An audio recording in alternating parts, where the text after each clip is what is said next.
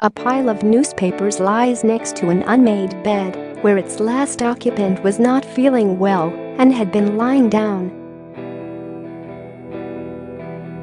Lit occasionally by sunlight glinting through the drawn curtains, a half-drunk cup of coffee sits beside an unfinished meal. The world has come a long way since April 4, 1968, when the life of one of history's greatest civil rights leaders was brutally ended. But in room 306 of the Lorraine Motel, on whose balcony Martin Luther King was shot dead, time has stood still since that day 50 years ago. Dr. King, a charismatic Baptist minister, had arrived in Memphis a day before to lead a protest of sanitation workers. His entourage had checked into the only hotel that would accept blacks, one where Ray Charles, Otis Redding, Aretha Franklin, Louis Armstrong, Nat King Cole and Isaac Hayes always stayed when in town. His arrival was met with ecstasy by the segregated black majority.Thousands packed the Mason Temple to hear him say, "God had allowed me to go up to the mountain, and I've looked over, and I've seen the promised land," before adding, "I may not get there with you." His voice trembling with conviction, King told the crowd, "I'm happy tonight. I'm not worried about anything. I'm not fearing any man. Mine eyes have seen the glory of the coming of the Lord." The following day he met black politicians, among them Jesse Jackson, to discuss protest plans, including a March of the Poor on Washington. At 5:30 p.m., local preacher Samuel Kiles visited his first-floor room to escort King to a meeting where he was due to deliver another speech. Half an hour later, the pair stepped out onto the hotel balcony to watch members of their entourage gathering in the car park below. He asked the saxophonist Ben Branch to play "Take My Hand, Precious Lord" at the rally that evening. As King turned to walk back into his room, a single shot rang out, King crumpled, and American history changed forever. A sniper's bullet, fired from across the street, had entered King's right cheek, smashed his jawbone, then hit his spinal cord. He died instantly. He was pronounced dead at St. Joseph's Hospital at 7:05 p.m.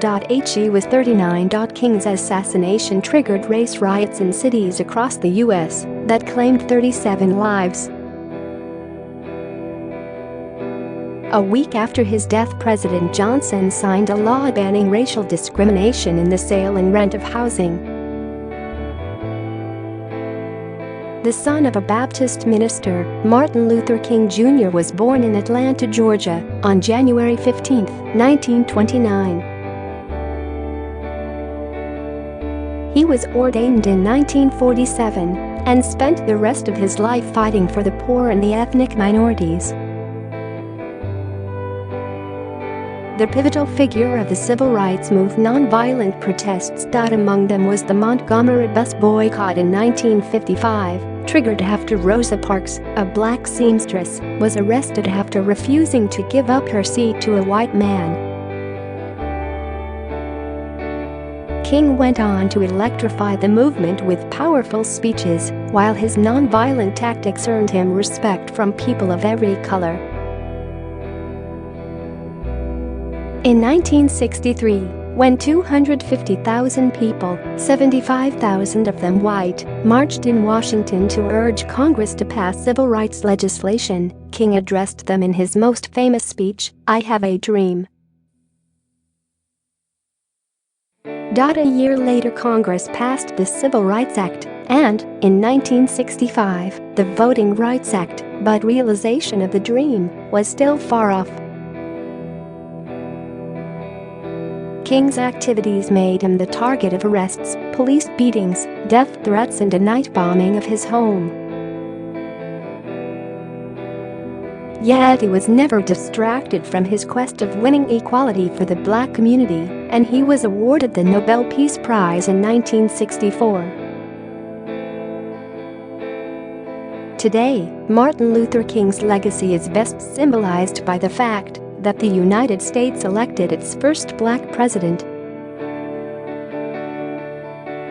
That fact is marked in the Lorraine Hotel today, home to the National Civil Rights Museum filled with artifacts, films, oral histories, and interactive media. The exhibits guide visitors through 5 centuries of history, from slave resistance to the numerous protests of the American Civil Rights Movement. The dulcet voice of the gospel singer and civil rights activist Mahalia Jackson performed "Take My Hand, Precious Lord" at his funeral, fills the small courtyard, where visitors can gaze into room 306. Martin Luther King's selfless, courageous life was in stark contrast to the man who ended it. James Earl Ray was born on March 10, 1928, in Alton, Illinois, and became a career criminal. In 1967, while serving 20 years for robbery, he escaped from Missouri State Penitentiary. On the same day King arrived at the Lorraine Motel in Memphis, Ray booked into Bessie Brewer's boarding house opposite, choosing a room facing the second-floor balcony of room 306. Immediately after the killing, a man was seen dropping a parcel, then speeding off in a white Mustang car. Police recovered the parcel and found it contained a rifle, ammunition, binoculars, and a radio. The Mustang was recovered in Atlanta, Georgia, where Ray caught a bus north. Eventually he arrived in Toronto, Canada.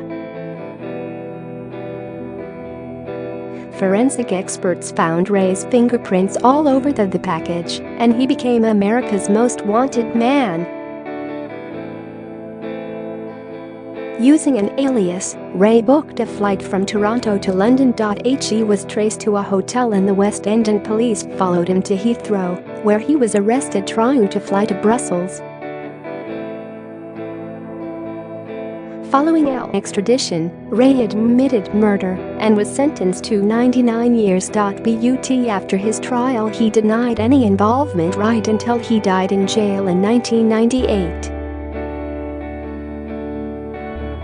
Others may have been involved, as there is no evidence Ray was a racial extremist or marksman.